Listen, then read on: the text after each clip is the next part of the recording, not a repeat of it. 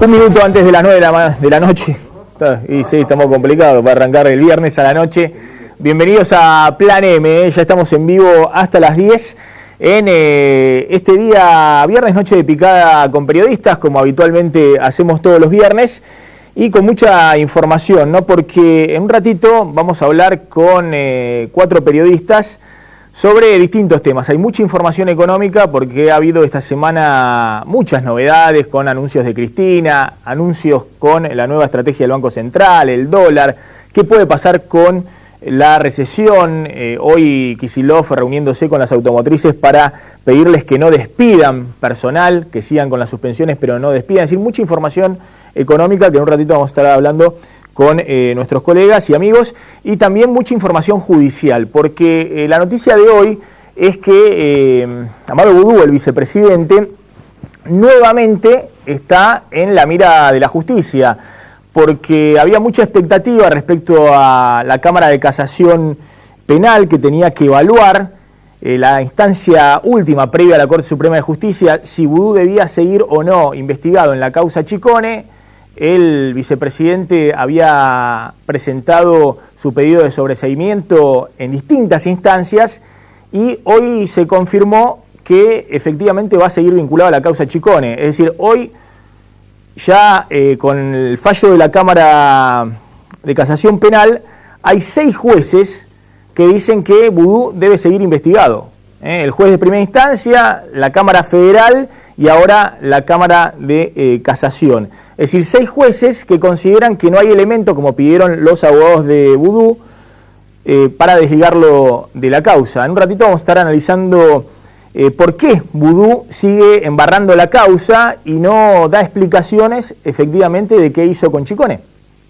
¿Por qué Boudou va en un canal paralelo con sus abogados tratando de dilatar permanentemente la causa? Y uno se pregunta si Boudou se esconde detrás de la pollera de Cristina. ¿No se da cuenta el vicepresidente que perjudica a la presidenta si lo único que hace es embarrar una causa en la que se le investiga por su supuesta participación y la de un grupo de amigos en la fallida operación para quedarse con la ex Chicone, la fábrica de imprimir billetes? La presidenta tiene muchísimo trabajo que hacer y en estos 17 meses que tiene por delante de gobierno, tiene una tarea ciclópea.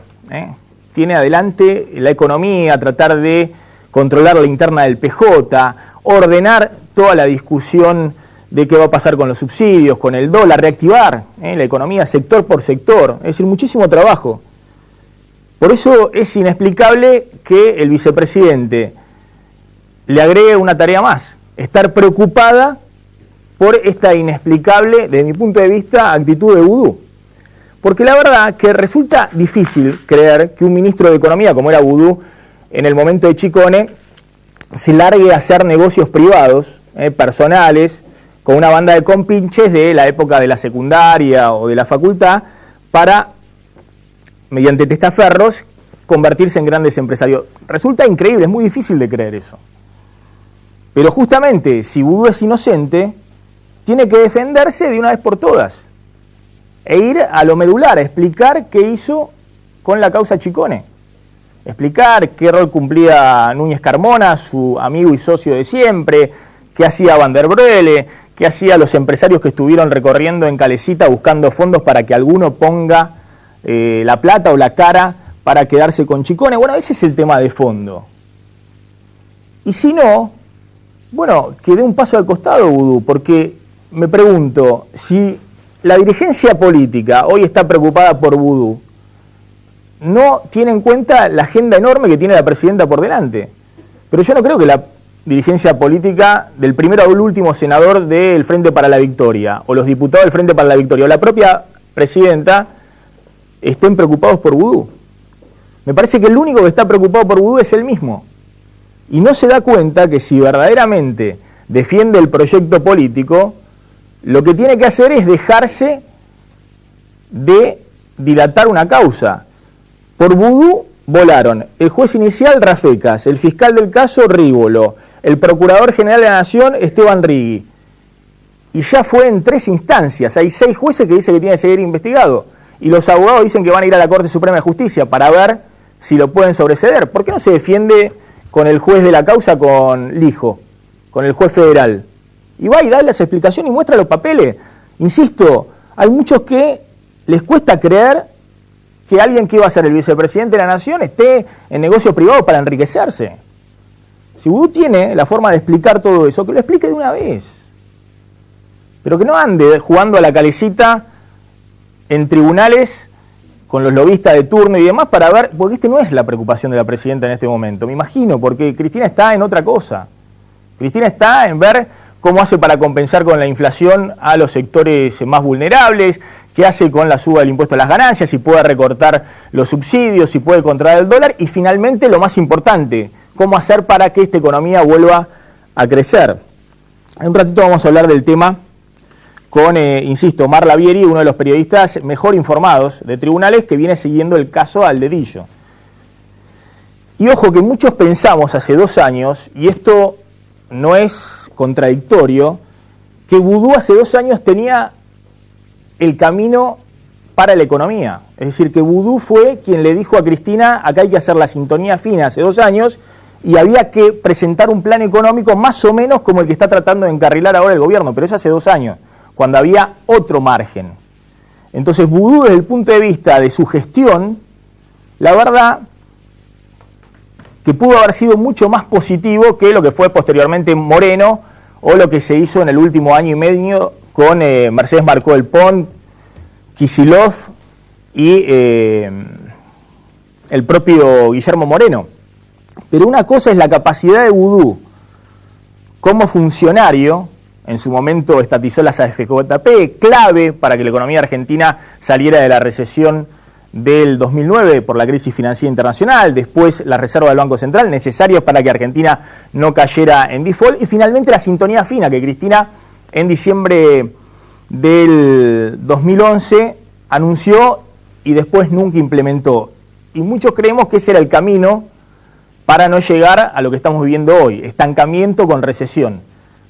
Y alta inflación, es decir, el peor de los escenarios, esta inflación.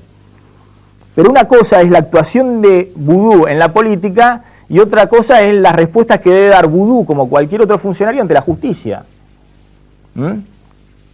Me cuesta creer que un funcionario que mostraba capacidad para ser ministro de Economía y después ser vicepresidente, siga escondiéndose atrás de Cristina, de la presidenta.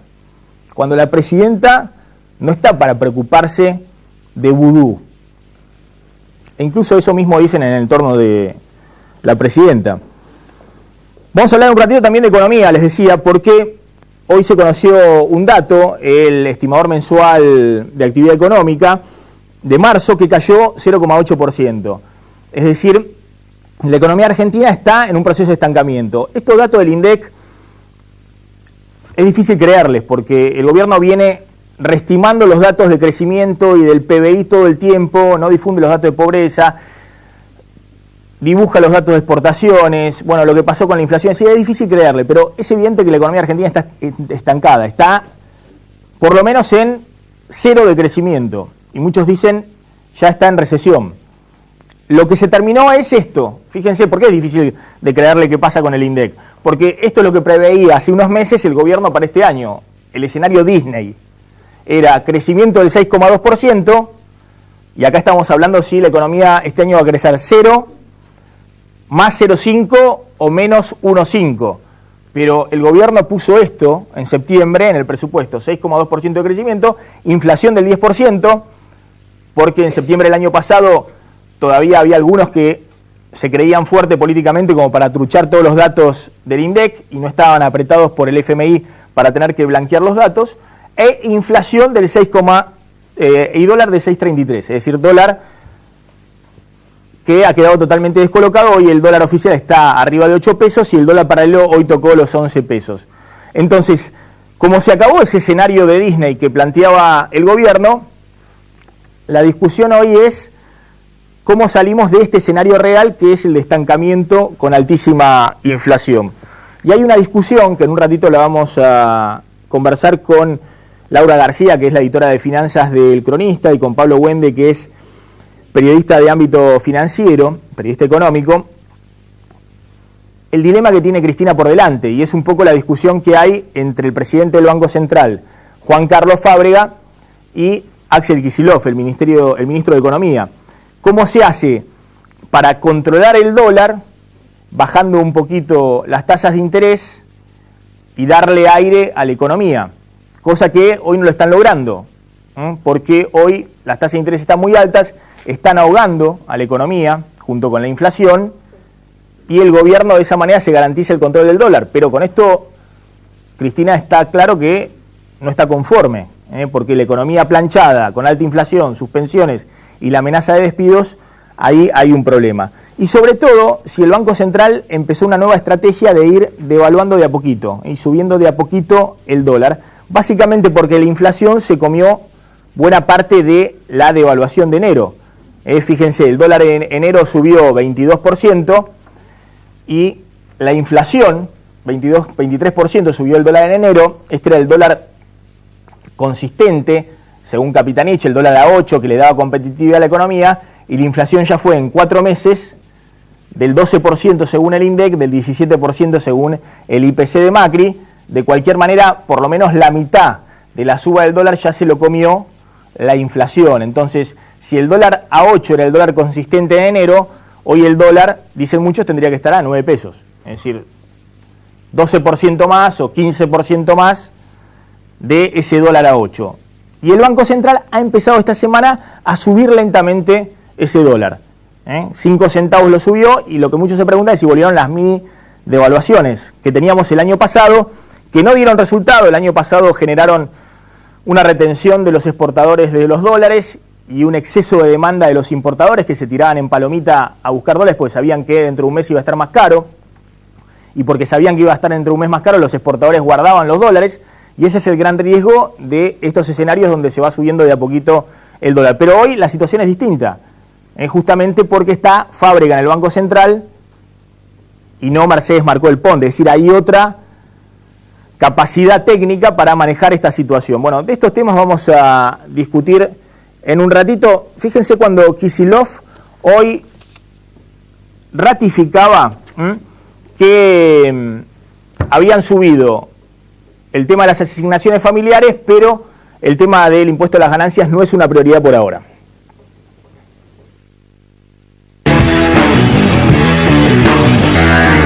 Hemos dado un enorme combate contra las variaciones de precios que no son razonables, que no están justificadas por incremento de costos, y es por eso que llegamos a un acuerdo tan ambicioso, tan importante, como es el que está incluido en el programa Precios Cuidados, precio de referencia para rubros que representan el 66% de los consumos básicos.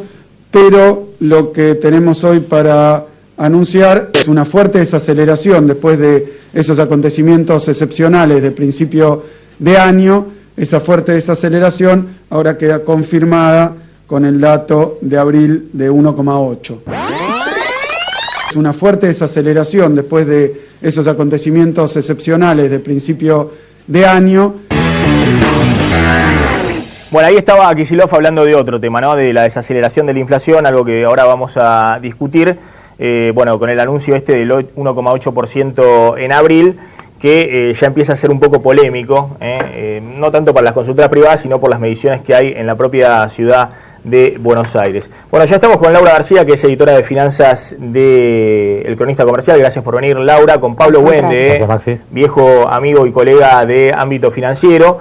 Con Omar Lavieri, el hombre de los tribunales, el hombre clave, el terror de Jaime, y espero que también de Amado Vudú, simplemente porque si hay cuenta, información se cuenta. Exactamente, la información de los tribunales.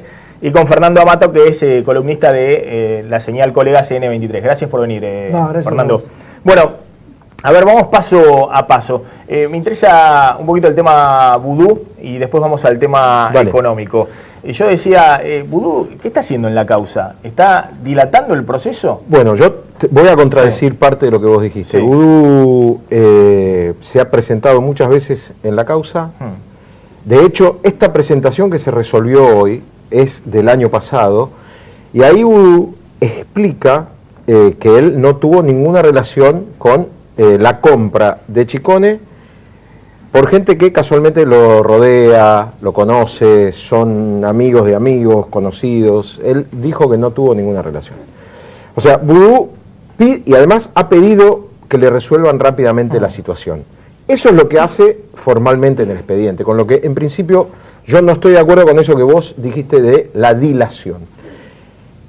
Pero al mismo tiempo, la política, como bien vos dijiste, ha hecho todo lo posible para que este expediente avance de la manera menos rápida posible. Estoy usando palabras enrevesadas incluso para explicártelo. Cuando en 2012 había un fiscal, Carlos Rívolo, que aceleró e iba rápidamente a la indagatoria de Vudú, porque como decía Rívolo, hay que definir rápido, porque es el vicepresidente de la Nación. Un vicepresidente no puede estar eternamente colgado de una causa judicial. Entonces, o estuvo o no estuvo vinculado a Chicone, lo tenemos que hacer ya. Cuando se aceleró aquel proceso, la política voló por los aires a Rívolo, voló por los aires a Rafecas y voló por los aires general al Beberrí, un hombre de alguna que otra medalla de peronismo. Entonces, Está bien, pero era un gobierno con poder. Era un gobierno que estaba, bueno, después de ganar con el 54% de los votos, en la plenitud de su poder. Pero quiero decir, es parte de la política argentina. Hay una actitud judicial de Vudú que es contradictoria a lo que vos decías de dilatar. Bueno, o sea, él va al frente. A ver, él va al frente, pero ¿por qué está pidiendo, presenta cosas. Pero ¿por qué está pidiendo el sobreseimiento? Bueno, porque ¿por qué están estas apelaciones permanentes? ¿Por qué está apelando porque el sobreseimiento? Porque lo permite el Código de Procedimiento, digamos, porque todo el mundo tiene derecho a defenderse. Yo es lo que hace todo el mundo, que consulté me dice, mirá, está usando la estrategia típica, pero que podría usar cualquiera, pero él es el vicepresidente de la Nación. Es lo que hace todo el mundo. Se defiende en todas las instancias que puede. Exactamente, lo que se llama embarrar la cancha. Estirar el proceso. Bueno, pero es el vicepresidente. Sí. Es el que tiene que ir y directamente resolver con el juez, y que el juez lo llame a indagatoria, se lo tienen que llamar. Pero hay algo, Maxi, que no tenemos que perder de vista. Digo, este no es un caso... Si bien el esquema del negocio está prácticamente... La hipótesis judicial está prácticamente probada, que es que un grupo de muchachotes cercanos a Vudú se quedó con la fábrica de hacer billetes. En el momento en que se sabía que la fábrica de hacer billetes, Chicone, iba a ser contratada por la Casa de Moneda para fabricar billetes de 100. ¿De quién dependía la Casa de la Moneda? De Vudú. Listo, el negocio está configurado. Esa es la hipótesis que tiene el fiscal del caso, que se llama Jorge Dilelo, por eso pidió la indagatoria, y es la hipótesis que tiene el juez Ariel Lijo, con algunas diferencias entre ambos. ¿Está bien? Pero al mismo tiempo vos tenés, esa es la hipótesis, vos tenés que juntar pruebas. Y se están juntando pruebas. Por ejemplo, hay una enorme cantidad de llamados telefónicos cruzados entre los protagonistas del círculo que rodea a Vudú y los protagonistas de Chicone, AFIP, etcétera, etcétera. Y eso, a ver, no se hace de un día para otro. ¿Se podría haber hecho rápido? Mucho más rápido, supongo que sí. Pero ya te digo, cuando la causa avanzó fuertemente hacia Vudú, la cortaron. Le pusieron una bomba. Apelando ahora en la Corte Suprema. No suspende, pero no suspende nada. Está bien, no se suspendió, pero 6 jueces le dijeron, mire, tiene que defenderse con lijo. Es decir, vaya y defiéndase en la causa. Lo que le dicen es, no hay motivo para que sea sobreseído. La Corte lo va a voltear, es imposible que la Corte en estas circunstancias...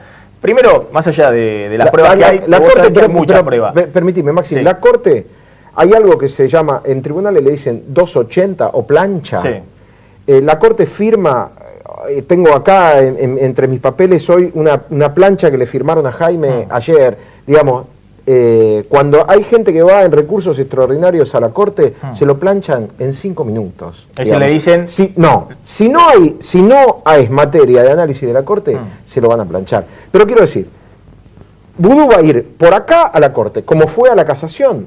Mientras esto se estaba estudiando en la casación, por acá, en la causa del hijo, fueron los Chicones y dijeron, mire, estaba Vudú sentado con nosotros. Vudú nos dijo, hablen con Núñez Carmona. Los integrantes de la familia Chicone, cuyo testimonio piden anular los defensores de Vudú, el propio Vudú, y además niega Vudú que se hayan reunido, los integrantes de la familia Chicone contaron cómo Núñez Carmona, el alter ego de Vudú, en una reunión en la casa de los Chicones le dijo, o se hacen cargo de esta empresa amenazó con matar a un hijo de la familia. Una cosa, sí. A ver, los que estamos en el periodismo económico y demás, si no es los chicones y demás, me imagino que el juez tiene las investigaciones. Hay por lo menos 2 o 3 empresarios que se reunieron con Núñez Carmona. Núñez Carmona tenía siempre el mismo modus operandi para cerrar la operación. Sí. Es decir, todos conocen un poco el entramado. Pero Maxi, sí, esa gente no va ante el juez y le dice, sí, mire, a mí vino, nadie dijo esto, a mí vino Núñez Carmona y me dijo, miren, este es un negocio de vudú y yo les vengo a ofrecer tal cosa. Nadie va. Digamos, hasta ahora fueron los chicones los que dijeron esto, dijeron, bueno, yo me reuní con Núñez Carmona y con vudú. Vudú lo niega, por supuesto. Ahora el que tiene que acelerar o no la causa, decís, es el juez, la responsabilidad está en el hijo. La causa está en una pendiente, está yendo hacia la recta final. Digo, el hijo había planteado un montón de declaraciones que se están tomando. La semana pasada hubo una muy importante, se suspendió otra, la semana que viene va a haber otra. Digo, el hijo no podía, esto es lo que entiendo yo, el hijo no podía avanzar frontalmente hacia el hipotético llamado indagatorio y luego procesamiento de vudú si la Cámara de Casación le iba a anular la causa. Entonces, porque ahí sí, vudú quedaba virtualmente afuera, se iba a investigar el caso sin vudú y con el resto. Entonces, lo que yo entiendo que hizo el hijo es esperar. Resolvió Casación, Casación le dijo, señor, acá no venga a buscar el sobreseimiento por esta vía, que es una vía extraña. Y tanto la Cámara Federal como Casación son 2 cámaras que en general no fallan en contra del gobierno. Bueno, hay en general y no en general, qué sé yo, la misma... La misma sala de la Cámara Federal que le dijo no a vudú, el otro día anuló por inconstitucional el memorándum de entendimiento entre Argentina e Irán. Sí. Digamos, a veces ayudan a Jaime, como ayudaron con la anulación de los mails donde estaba plasmada la recontracorrupción que hubo en la Secretaría de Transporte en los primeros 6 años de este gobierno, y en otra le dicen a Jaime, vaya, le confirman cosas por otros delitos. Digo, hacen algunas cosas sí y otras no. Son jueces que entienden del equilibrio. Me permití que aprovecho, lo tengo Omar al lado para ver si yo también resuelvo. Alguna vez hoy estuve leyendo el dictamen y porque vos hablabas de que vudú es el vicepresidente de la Nación. Los camaristas dicen que no hay gravedad institucional en el fallo. De hecho le rechazan porque dicen que no hay gravedad institucional. Los camaristas no es la gravedad del vice. ¿Qué hace hoy el vicepresidente de la Nación? Vos hace un rato dijiste que vudú se tenía que presentar porque es el vicepresidente. No, lo que digo es que Cristina no puede estar... Entonces hay gravedad institucional. No, hay un problema político enorme que es perjudicar a la presidenta, escondiéndose atrás de la presidenta y seguir, desde mi punto de vista, dando vuelta con este tema. Es decir, Cristina podía tener un problema con vudú en marzo del 2012 o en abril de 2012, cuando lo acababa de tener en la fórmula. Hoy a vudú no lo sostiene nadie. Ahora sí Cristina, que tiene que hacer otras cosas, ¿no? Estar entretenida con a ver qué le pasa en el expediente a... No, pero eso, yo supongo que Cristina no lo hace, hay gente que se ocupa de esas cosas. Digo, hoy en la línea de sucesión... No, ¿por qué que Cristina está leyendo el expediente ahora?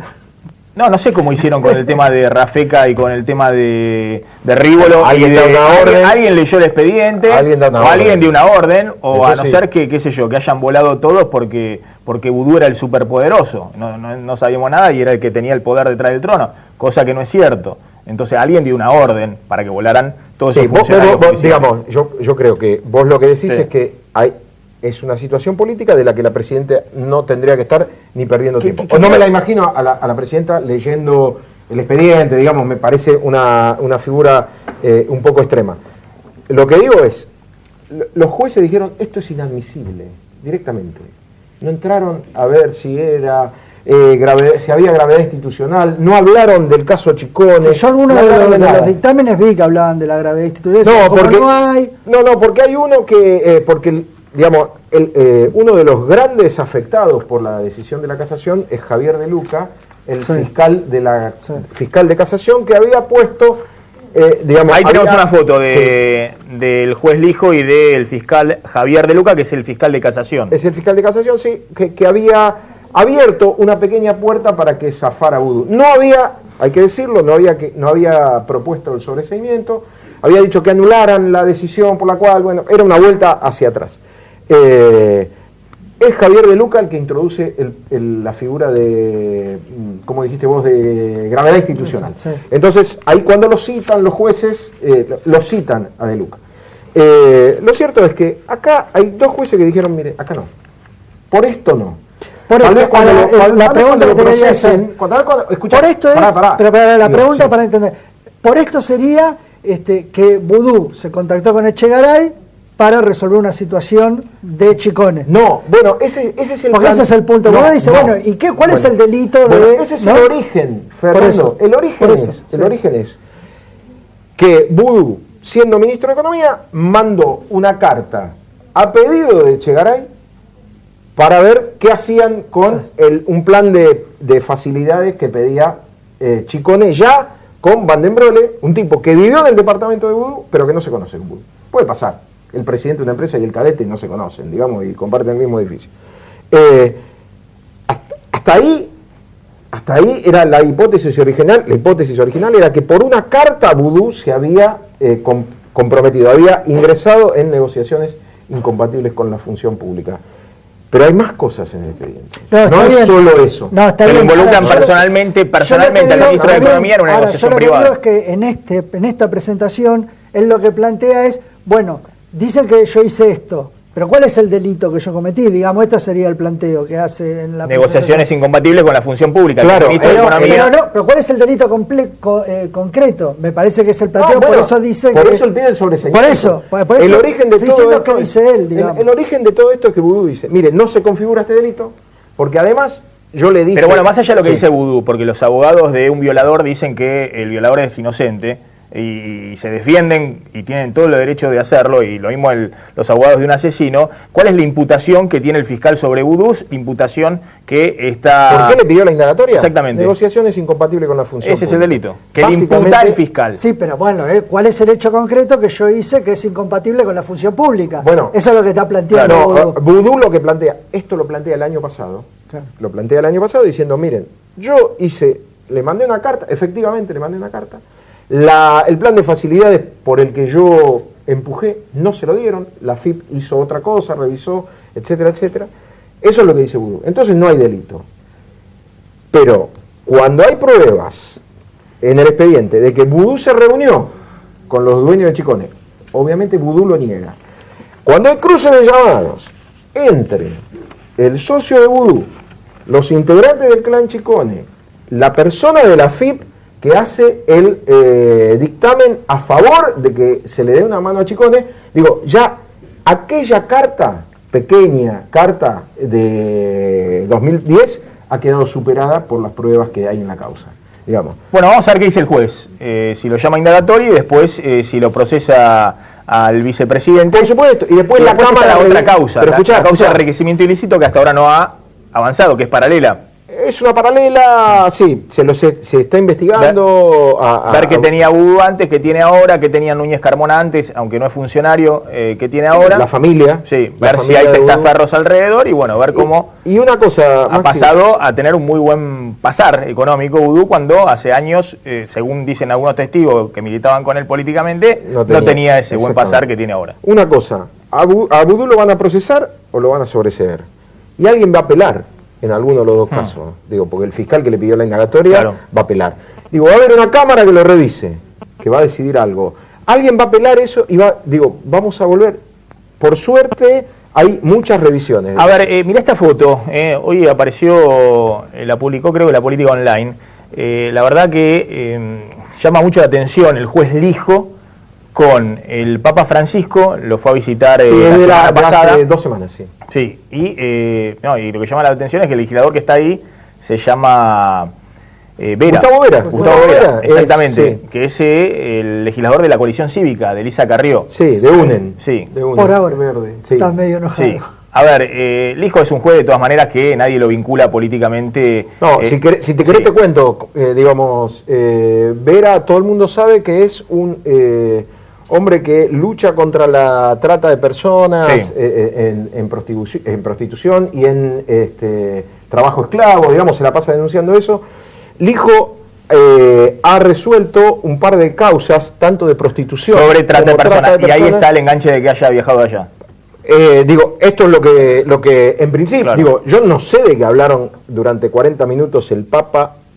No, porque hay una versión que el Papa le dijo... Bergoglio hacía actos públicos con Vera. Con Vera mucho antes. No, con Vera, claro. Está la de... versión de que los jueces federales, que suelen ser bastante timoratos cuando hay un gobierno con poder y van todos para adelante cuando el gobierno se debilita, han recibido ahí la bendición del Papa de decir, vayan adelante con la corrupción, no pisen el freno. No me consta, digo, si todos los jueces federales fueran adelante con la corrupción, como debería ser en la Argentina, y no hubiera una decisión de equilibrar, digo, no dura ningún gobierno, ni este, ni el anterior, ni el anterior. ¿Puedo decir que los abogados de Vudú no van a pedir la recusatoria del hijo por la reunión con el Papa?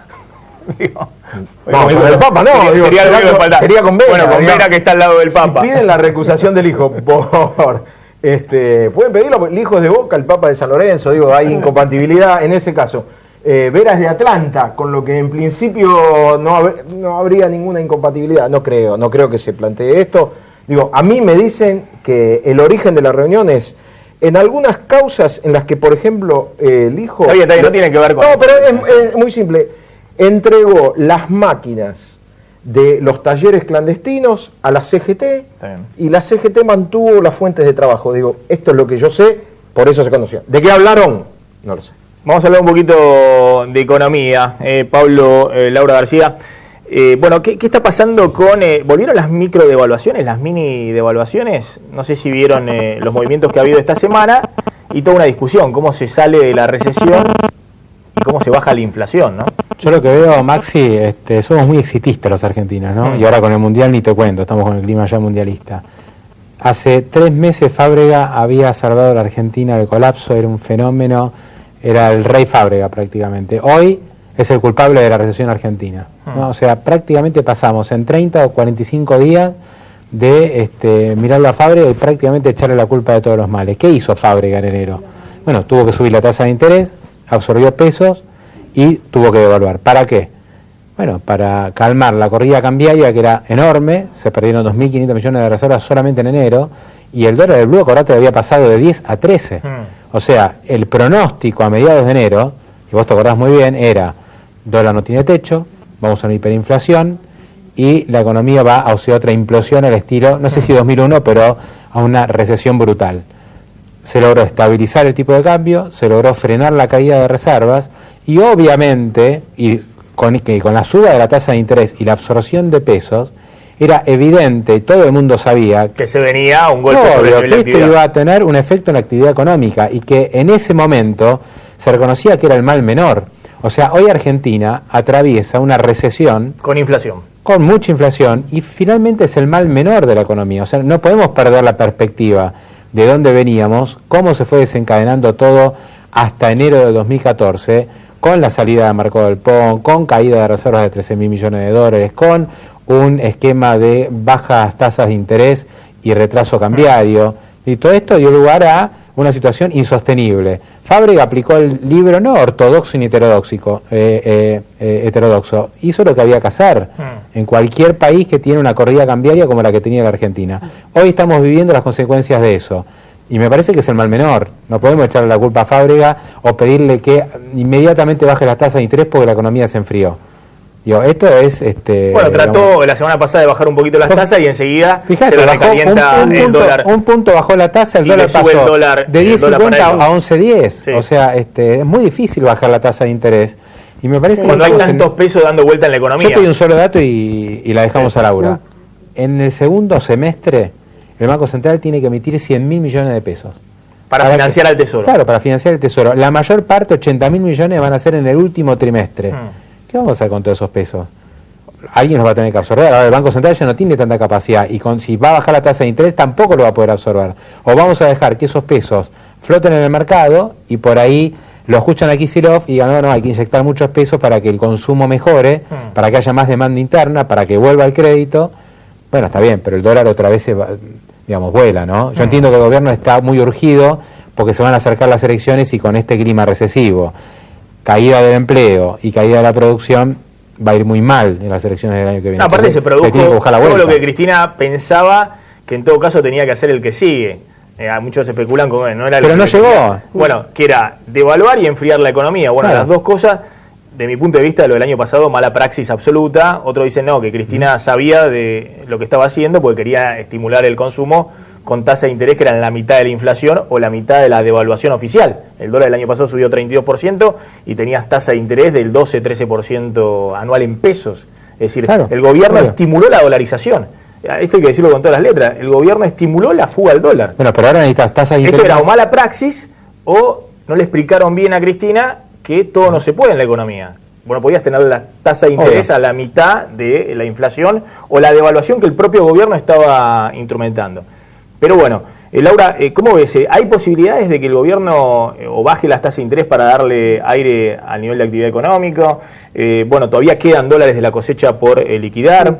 No, me quedé pensando que coincido en lo que planteaba Pablo, en esto de que somos muy propensos a una volatilidad anímica, si querés, que pasamos después del salto evaluatorio, que había como así, se había instalado una especie de clima en el sistema financiero escatológico de se acaba todo. Después vino la paz cambiaria que logró Fábrega, que fue como una calma chicha con ese dólar a 8 pesos por más de 100 días, y creo que quizá ahora estamos sobreactuando un poco la alarma ante este nuevo esquema de microdevaluaciones que claramente se puso en marcha.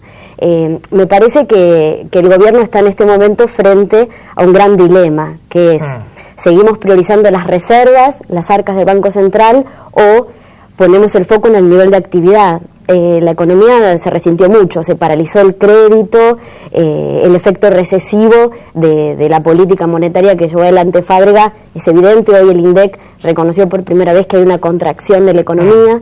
Entonces, bueno, están jugando ese equilibrio delicado entre reservas, actividad, en un momento muy particular que es el momento de la transición al 2015, en donde Cristina claramente creo que intenta llegar con el mayor caudal de poder político posible, ¿no? No llegar completamente descapitalizada. Sí, pero por ahí es como dice Pablo, primero la estabilidad, después ves qué haces con el crecimiento, ¿no?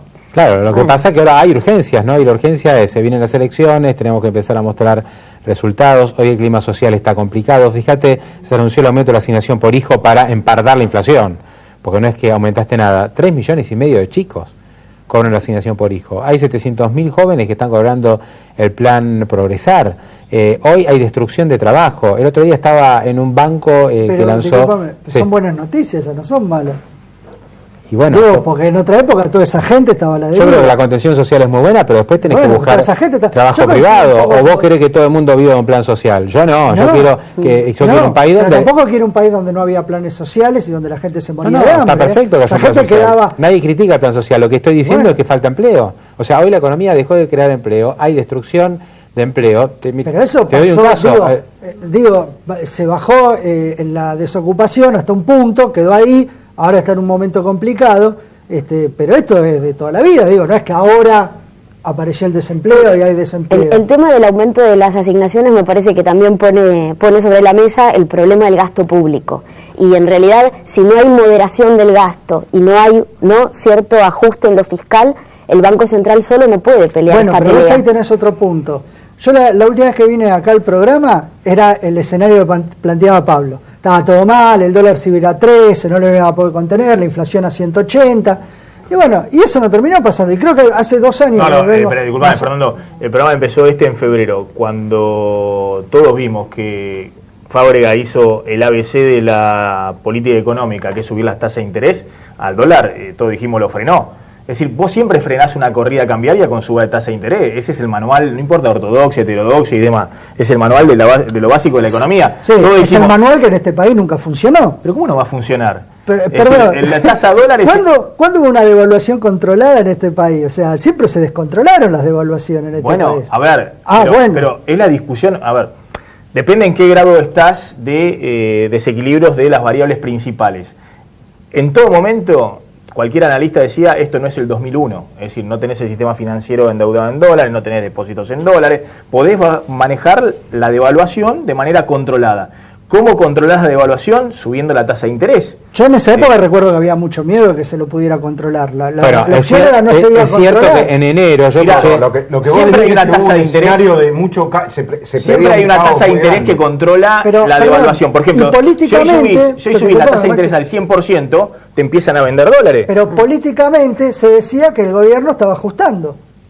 Y hoy tenés el aumento de las asignaciones familiares que de ajuste no tiene nada. Ajuste era el 13% que le bajaba la alianza a los jubilados, no subirle el 40%, que no sé qué inflación está en el 40% caigamos no, a las asignaciones familiares. No hay que caer, yo veo un escenario que es todo negativo y hay señales. O sea, no hablamos nada de vaca muerta, no hablamos nada del aumento de las asignaciones familiares. O sea, hay una contención social en un momento de crisis, pero hay un gobierno que políticamente responde con más Estado, no responde con ajuste como se respondió toda la vida en este país. Entonces yo no sé o sea, escenarios como el que uno puede plantear de dificultades económicas ha habido toda la vida. Ahora, ¿cómo reaccionaron los gobiernos en toda la historia argentina ante esos escenarios? Nunca fue como reacciona este gobierno aumentando las asignaciones familiares. Pero pará, Fernando, a ver, hay dos cosas que hay que discutir, pero bueno, si quieren las discutimos. Hay que ver lo nominal de lo real. Por ejemplo, las asignaciones familiares, el aumento de asignaciones familiares son 15.000 millones de pesos que deja de recaudar el Estado o que vuelca a los bolsillos. El mantener los sueldos de los jubilados en 11% de aumento frente a una inflación que ya en 4 meses fue del 15%, o el propio INDEC dice 12%, eso es muchísima más plata que las asignaciones familiares, muchísima más plata en términos de... No subir el piso de ganancias, que yo igualmente creo que lo tiene que subir, porque si no es un aumento de impuestos. Se sube después del aguinaldo, ¿no? No, podría haberlo, no, si hace, es un impuesto anual, lo puede hacer desde enero. Sí, lo puede hacer, pero digo, la perspectiva pero digo, todo eso es, después del aguinaldo. Tenés que ver el tema nominal y el tema real. Como dice Pablo, 40% de aumento de las asignaciones familiares para los más bajos es ganarle por ahí 3, 4, 5 puntos a la inflación, no más. Es eso. Bueno, perdón, en un país que toda la vida la gente se murió de hambre y le descontaban plata todo el tiempo. En el segmento, hablemos de Argentina, no en el segmento que hay 1 millón y pico de trabajadores que les aumenta 20% la asignación familiar en blanco, eso significa sacarles un recorte de 15 puntos Maxi, de la asignación familiar. Acordate que cuando se discutió la movilidad jubilatoria, los radicales decían que se iba a aumentar un 3% anual. A los jubilados. O sea, mirá qué perspectiva, o sea, lo que es la oposición, la perspectiva que tenía que este país se iba a aumentar un 3% de los jubilados y se le aumenta un 30%. Ahora, yo hay un recorte a los jubilados de 15%. Es decir, hoy es lo mismo. A vos podés decir, ¿qué preferís? ¿Un aumento de 10% del salario con una inflación del 20%?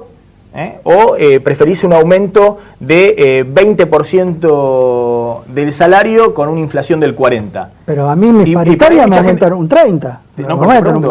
No, pero te pregunto, es decir, es la diferencia entre lo nominal y lo real. Que de hecho aprovechemos para decir que las paritarias de prensa están en discusión, estaría bueno. Si vos no tenés que fijarte en el porcentaje, porque tenés que fijarte qué pasa con la inflación. Es muy claro. Bueno, los jubilados tienen un ajuste de 15 puntos, es decir, es más o menos el recorte de salario que hizo la Alianza.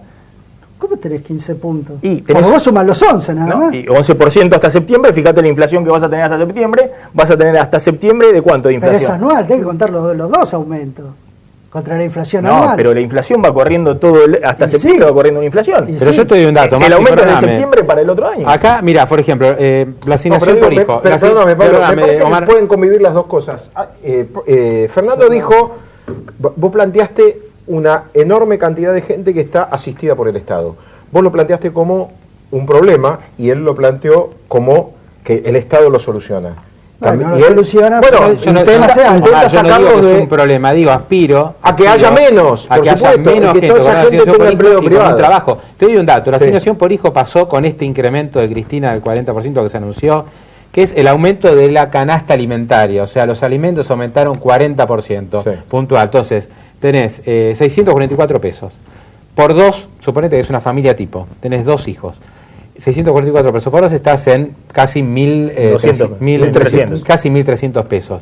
¿Sabes cuánto es la canasta básica alimentaria para sacar a una familia de la línea de indigencia? 2.700 pesos. Sí, sí. 2.700 pesos, lo dice Fiel, lo dice la CGT, cualquier medición seria te dice, una familia para no ser indigente tiene que ganar 2.700 pesos. ¿Cómo me voy a conformar con 640 pesos de asignación por hijo? Con que le den 600 pesos a una familia por el chico. ¿O vos creés que podés alimentar y educar a un nene con 600 pesos? No, además si hablamos ¿Cómo vamos a de... conformar con la asignación por hijo? Tenemos que, me parece, pero un salto si de hablamos calidad de políticas y ver cómo que esa gente favorezcan- se incorpora al mercado laboral. Por supuesto. Para Bueno, favorecer a los menos, entre tanto. a los más castigados, a los sectores, lo que hay que hacer es atacar la inflación, no subir las asignaciones, digo, porque el problema de fondo me subir las parece asignaciones era urgente, le pedían todo el mundo a Cristina. Inevitable. Claro. Todos los bloques opositores le estaban pidiendo que suba la asignación, tendría que haberla subido No, pero me parece antes. que Laura apunta a ¿Cómo algo no? que es correcto. Digamos, si te Bien, preocupan los pobres, que creo que a todo el mundo nos Atacar el preocupa, problema. pero Las preocupa la asignaciones discusión. por hijo es no, una- lo primero que es una hay que medida- hacer, es una buena obviamente, Está pero bien. lo más importante no Durante es subir todo la el asignación, gobierno sino de Menem no preocuparse hubo por la inflación, la economía tiene una cantidad enorme de variables, la Pero a vos inflación te- es una. ¿A vos te gusta la Con inflación mil- del 35%? Vos A mí no me, acabas de pedir gustó el que le den una- 50% de desocupación que había con el menemismo. ¿De qué estamos hablando? O sea, es una variable. La inflación es un problema, el gobierno se tiene que ocupar, es un problema muy serio, pero digo, es una variable de la economía que anda mal. Ahora, hay 80 Pero lo que pasa- millones de no, variables que tiene la no, economía. Pero ¿para qué voy a mirar a los 90 o el 2001? Prefiero mirar lo que Y pasa yo en los miro la países de Argentina, región. no Yo miro miro- Suiza. Pero yo, no, Suiza no. Mirá lo que pasa en Uruguay, mirá lo que pasa, estoy hablando de Uruguay, Perú, Colombia, Brasil, Chile y hasta Bolivia te puedo nombrar. No estoy mirando a Suiza ni Austria. Chile se ni acaba Nueva de Zelanda. Piñera con la imagen más baja de la Ah, bueno, está historia. bien. Bueno, ¿qué quiere que te diga? A mí me O gustaría sea, parecer más ¿a vos te Chile. gustaría presentar a Chile con, Y me con la gustaría educación que que nos parezcamos más tiene? a Chile que a La discusión- Venezuela. de todas maneras, la Pero por ahí discusión- tienes otro modelo en la cabeza. Y bueno, La verdad que es- y La sí, discusión claro. acá, es razonable. La discusión acá de todas maneras es la siguiente. Yo creo que el gobierno logró compensar hasta ahora, hasta este año, la inflación la compensaba con políticas de ingreso que fueron muy buenas desde el 2009. ¿Cuál es el problema? Que la inflación le destruyó el modelo. Está bien. Es decir, hoy no estamos discutiendo, hoy tenés un problema también en términos distributivos de impacto sobre los ingresos. Lo que dice Pablo, la canasta de alimento en la ciudad de Buenos Aires aumentó abril de este año, abril del año pasado 43%. Es decir, que la suba del 40% de las asignaciones, por lo menos para los que viven y cobran la asignación en la ciudad de Buenos Aires, ni siquiera llega a compensar la inflación del último año. Y aparte es a partir de junio, es decir, tenés que sumarle un poquito más, porque es a partir de junio la sube la asignación. Pero no importa eso. Yo creo que el gobierno está desesperado por ver si compensa algunos sectores. Hay otro que no tiene margen para compensar, porque el gasto previsional hoy es mucho más importante que la asignación por hijo, que las asignaciones familiares, el gasto en jubilados. 11% en marzo a los jubilados es una vergüenza, digámoslo. Pero está bien, no tiene margen para hacer otra cosa, porque ¿qué hace para si hace otro aumento de los jubilados? Imprime más pesos. La Maxi, para, porque No tiene en septiembre, otra. en Todo septiembre sale de la impresión de pero los Maxi, pesos. vos sabés que el aumento de los jubilados Sí. es automático, Sí. no es una disposición como Cristina que salió el otro día a decir 40% para asignación, podría haber sido 38 o 42, es una decisión estricta de la presidenta. En el caso de la jubilación es un ajuste automático. Sobre el semestre pasado. En septiembre, por la recaudación que estás teniendo ahora, a los jubilados Va a ser van a menor. aumentar un 20 y pico por ciento, no el 11, va a ser como el 20 y pico, y ahí ahí vamos a empezar con otra historia, que es, pará, ¿tanta plata vamos a tener que volcar para pagar a los jubilados? No, pero Está Pablo, perfecto, obvio, porque hay mucha inflación, pero esa inflación te está aumentando la recaudación nominal y vas a tener que dar un fuerte aumento a los jubilados que también se va a sentir. no, en el pero gasto Pablo, público. te aclaro una cosa, ¿eh? De todas maneras van a tener que hacer un retoque, lo van a tener que dar por lo menos 20%. Por lo menos. Pero no por la recaudación. En abril la recaudación previsional aumentó 19%, es decir, 20 puntos abajo de la inflación.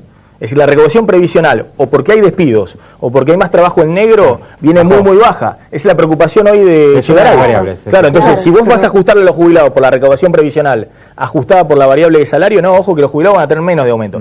Pero- Yo creo que de todas maneras van a hacer algún tipo de fórmula para darle por lo menos Algo más, 20%, claro, le tienen que dar porque si no quedan sepultados por el Está bien. inflación. Ahora, acá la discusión política también es cómo resolver. O sea, la inflación es un problema, estamos Sí. todos de acuerdo. Al tema es cómo la resolvemos. Si vamos a resolver con ajuste, con achicar el gasto público. Eso Pero es un esa es lo que una está receta diciendo que a acá mí no tenés me 5 gusta, puntos, no hay otro gasto público que hoy se pueda tocar que no sea los 5 puntos del PBI que tenés en subsidios económicos. No hay otro gasto público, es decir, no hay otro gasto público que haya aumentado. El único gasto que aumentó 4 puntos del PBI fueron los jubilados.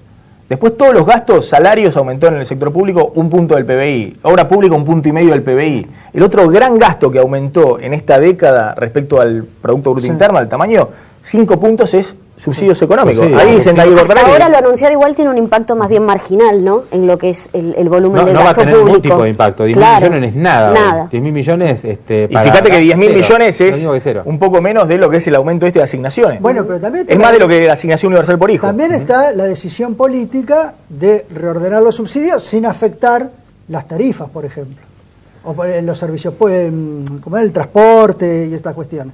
Porque vos también podés resolverlo fácil, decir, bueno, listo, le saco el subsidio, después pagamos 10 pesos el boleto. Lo que pasa es que hay gente que no se toma el colectivo y no sabe lo que son 10 pesos el boleto. Pero lo pagan a 5 pesos en Córdoba, lo pagan a 4.50 en Rosario. Está bien, que sería otra cuestión a discutir, pero digo, el conurbano, donde está la gran masa de trabajadores, tanto el tren como los colectivos, y es importante para el trabajador poder pagar. Me parece de todas maneras, Maxi, que Cristina, con estos últimos anuncios y cómo está encarando este segundo semestre, está dejando claro que ya hizo todo lo que podía hacer en materia de ajuste. Subió la tasa de interés, aceptó una devaluación que hasta ahora nunca había sucedido de manera discreta, ¿no? Sí, una devaluación que pedían todos. Bueno, por eso, pero trae recesión, bajó un poco los subsidios y hasta ahí llegó. Una devaluación que era inevitable. Cuando se te van 20.000 millones de dólares de la Reserva del Banco Central, la devaluación es inevitable. Bueno, pero digo, todo es evitable, son decisiones políticas. Inevitable. Pero digo, por eso, y todo es evitable, creo yo, no creo que sea inevitable. Ahora, la pregunta pasa que uno hace cuestión, ¿cómo podrías ir a 8, podrías ir a 10. Maxi, yo creo que la gran incógnita es cómo en estos 18 meses se llega, ¿no? O sea, cómo se va a llegar. Hasta hace algún tiempo algunos decían no llega. Me parece que era un fantasma exagerado, ¿no? No se va a llegar en marzo, lo recordamos todo, en marzo explota todo, Cristina no va a llegar al final del mandato, bueno, todo eso no pasó. Cristina tomó medidas para llegar al 10 de diciembre del 2015. La pregunta es cómo va a llegar. Yo creo que la pregunta que nos hacemos todos es cómo se llega, y me parece que se va a llegar bastante igual a como estamos ahora, es decir, con tasas de interés que van a ser más altas, con un clima económico recesivo, sin ingreso de inversiones, con destrucción de empleo en el sector privado, o por lo menos sin creación de empleo, y para mucho más no da. Si van a querer reactivar la economía y inflar el consumo y empezar a dar crédito como en algún momento era el círculo virtuoso, hoy me parece que no da. O sea, ya es una manta demasiado corta y no puedes estar estimulando el crédito, bajando las tasas de interés, inflando la demanda sin que esto se te vaya a los precios y al dólar. Este es el problema esencial que tiene Cristina, no lo van a poder solucionar. Les hago una pregunta, ¿tiene un riesgo esto de las mini devaluaciones? Ya no estamos discutiendo si son necesarias o no. Si Fábrega toma ese camino, evidentemente es necesario por la inflación que tuviste, te comió la devaluación. Pero ¿no tiene un riesgo como el año pasado de que el exportador dice, miren, no es que el exportador es malo o bueno, busca el lucro, busca la ganancia? Entonces, si dicen, van subiendo el dólar todos los días, bueno, espero lo máximo que puedo, no vendo los dólares porque dentro de un mes va a estar más caro. Y el importador dice, trato de comprar la mayor cantidad de dólares ahora, te voy a dar una porque dentro de un mes va a estar más caro. Hay una respuesta ¿Ese es el riesgo? Hay una respuesta técnica para esto, lamentablemente esto te lo tengo que responder más técnicamente que políticamente. ¿Por qué el año pasado tardó tanto el campo en liquidar los dólares, ¿no? Y se esperó hasta último momento. Primero porque se especulaba con una gran devaluación que finalmente llegó. Y después porque el campo necesita insumos. Es decir, vos necesitas pesos para pagarle a tus empleados, para comprarte una máquina. Y tenía financiamiento barato, tasa de interés baja. Financiaba con tasas de pesos. El propio gobierno lo financiaba. Era tan obvio, era tan evidente, obvio, ¿no? Entonces dejaban la tasa muy barata, el productor agrícola iba al banco, préstame al 12% anual, total es regalado. Y los dólares yo me los quedo en el silo bolsa. Y cuando el dólar suba, porque la devaluación va a llegar, ahí liquido y hago la diferencia y el crédito es regalado. Entonces, ¿cuál es la clave acá? Que Juan Carlos Fábrega te puedo asegurar que lo conoce perfectamente, igual que toda la línea del Banco Central. La suba del dólar, las mini devaluaciones, tienen que estar por debajo de la tasa de interés. Entonces, si vos tenés una tasa de interés del 2,5% mensual, 2,5% mensual, la mini devaluación no puede superar el 1,5%. Y esto es lo que vas a ver en los próximos meses. Un dólar subiendo por debajo de la tasa. Que al tipo le resulte más caro financiarse en pesos que soltar los dólares. Claro, bueno, ¿qué te pasa? ¿Necesitas dinero? ¿Necesitas plata? Bueno, anda a tomar al banco. No, en el banco me matan. Bueno, voy a tener que liquidar la cosecha. Y esto es lo que está funcionando. Entonces, el central va a ser muy cuidadoso en ir ajustando el dólar, pero sin tanta previsibilidad como antes. Ahora que Marco del Ponte tenía una tablita. Era todos los días un centavo, después todos los días. Es decir, tiene que hacer mucha sintonía fina. Un poco de volatilidad es buena en el mercado cambiario. Claro, no se vuelve volatilidad, pero al final del día, cuando veamos mes por mes, vas a ver que la tasa de interés tiene necesariamente que estar por encima de la devaluación.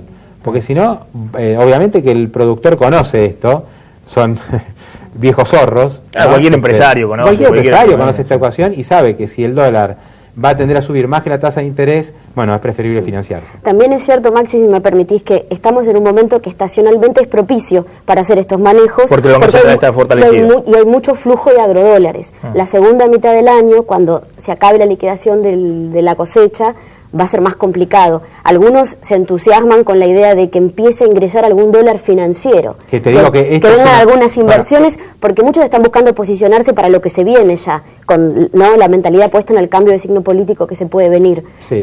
Pero este tema de los dólares también es una discusión de Fábrega con Kicillof, no solamente qué hacemos con los pesos y con la falta de ajuste que obligan al Central a emitir, porque el Central dice, bueno, yo hice mi tarea, frené la caída de reservas, empezamos a acumular de vuelta, vamos a llegar a 30.000 millones probablemente para junio, julio, y a partir de ahí empieza un leve declive, ¿no? Va a empezar a ceder, no demasiado, pero se van a empezar a perder reservas. Entonces, un poco lo que le dice el Central de Economía es, ¿me vas a ayudar a también poder hacerme de algo? Pero Kicillof, ¿qué le puede decir? ¿Es el margen político que le dé Cristina o no?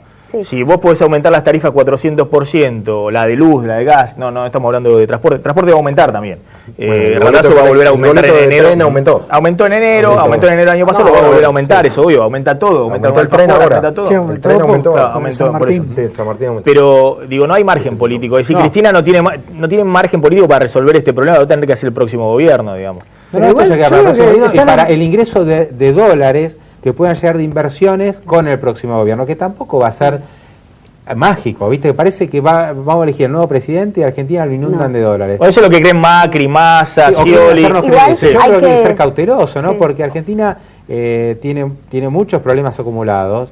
Tenemos la presión impositiva más alta de la región, tenemos un régimen laboral súper estricto y hay muchas empresas que miran a América Latina y dicen, yo me instalo en Uruguay, me voy a la zona franca de Uruguay, me voy a Chile, me voy a muchos mercados y hoy están descartando a la Argentina. Por eso es que Argentina, también un poco arrinconada por esta situación, está intentando, hubo muchos gestos para tratar de como reconciliarse con el mundo, ¿no?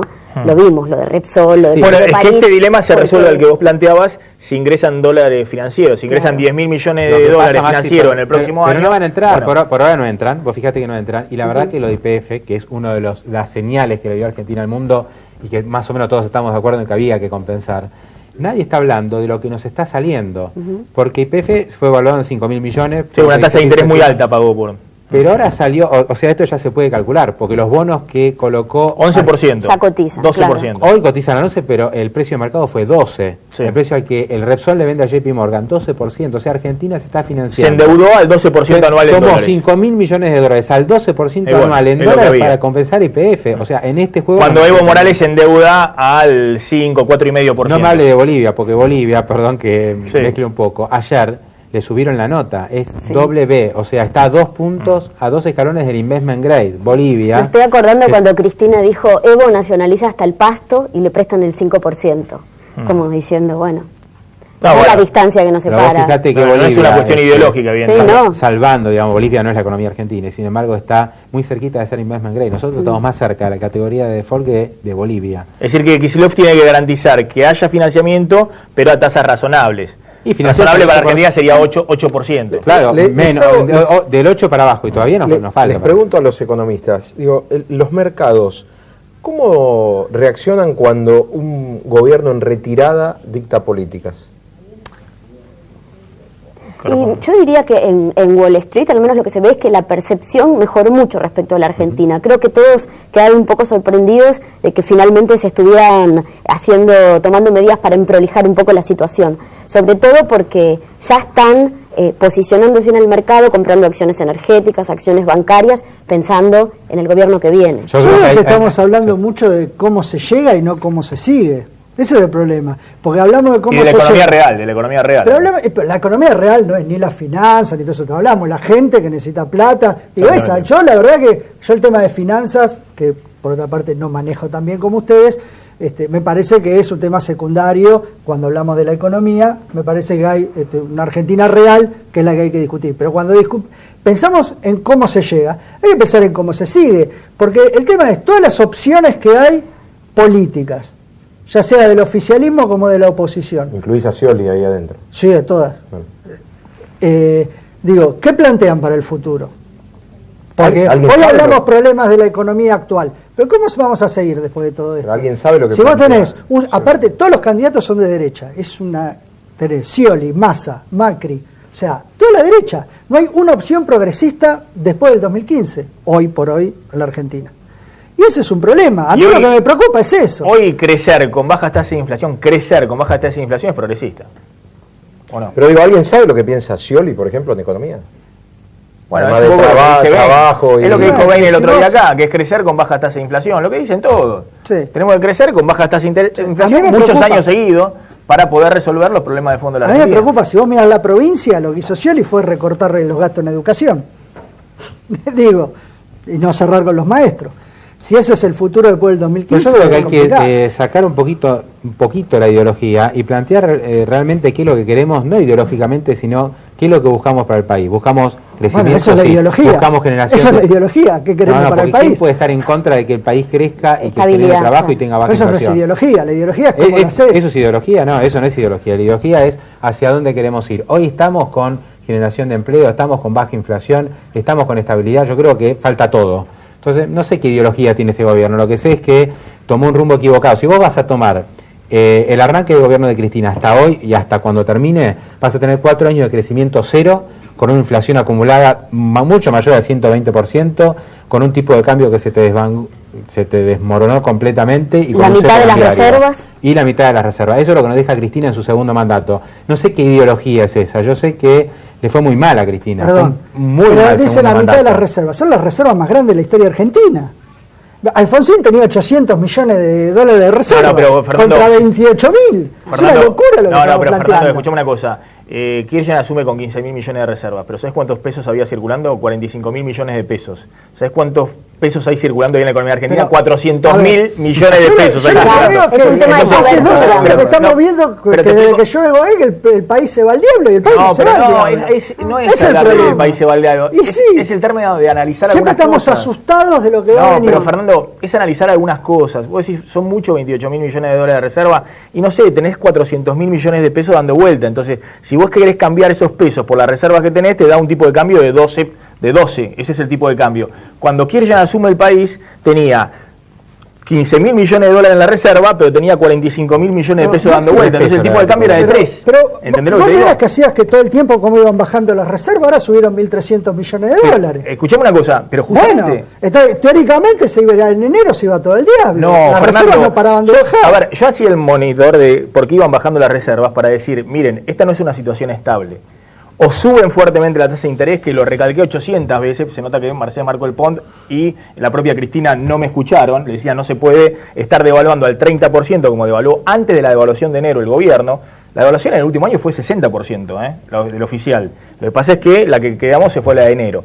Bueno, sí. Esto no se podía, no era sostenible, entonces yo decía, miren, bajan 120 millones, 150 de reserva, algo tienen que hacer.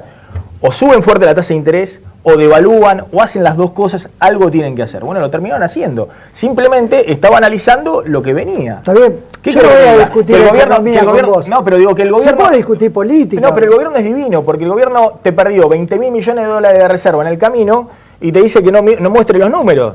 Entonces a la gente después le dice, miren, devaluaron porque fue Brito, porque fue que era socio de los Kirchner durante gran parte del mandato, porque fue esto... O de el golpe de mercado. Sí. Bueno. Pero también de Kirchner. No me consta. No me consta. Nada de la sociedad. Bueno, igual ese concepto de empresario socio es curioso, ¿no? No, el empresario hoy es socio de uno, mañana es socio de otro. Sí, han sido socios de todos, digamos. Los grandes empresarios argentinos han sido socios de todos. Sí. Sí, pero bueno, no, a lo que voy es que no es tan fácil la economía para identificar un empresario y decir, mire, todo se me fue al carajo porque un empresario me compró jugó en contra. No, está bien. Y si vos tenías 50.000 millones de reserva y te jugó en contra Brito y se fue todo al carajo, mirá, no supiste manejar la economía, porque es la primera vez en la historia mundial que con 50.000 millones de dólares de reserva se te van 24.000 millones de dólares porque te jugó en contra Brito y otro par de banqueros que acá está bien. A ver, la economía es conflicto. La política es conflicto, la economía es parte de la política, es conflicto. Y siempre vas a tener cuestiones para discutir. Si vos analizás los 10 años, cualquier número que vos tomás, la verdad es que hablar como que el gobierno fue lo peor que hubo, la verdad es que si vos tomás todo lo que hubo antes, hay números de crecimiento de todo esto, baja de la desocupación, 10 años de crecimiento, todo lo que vos quieras. O vos ahora decías que el crecimiento iba a ser 0, después de 11 años. Fernando, gracias por haber venido. Omar, gracias Laura. Estuvimos apasionados esta noche cuando nos enganchamos. Estuvimos entre el ala judicial y el ala económica. Nos estamos retirando gracias a la tablita ahí en Vidal 1726. Y gracias a River Pass. Miren qué canchera la camisa que tengo de River Pass. Esa sí me podés conseguir. Sí, esta no, pues estoy cada vez más flaco, vos no te entras. Ese es el problema. ¿Tanda y volvemos o tanda y nos retiramos? Chau, no volvemos nada. Sí, el lunes a las 9 de la noche aquí en Plan M. Sí volvemos. Tengan buen fin de semana. Chau.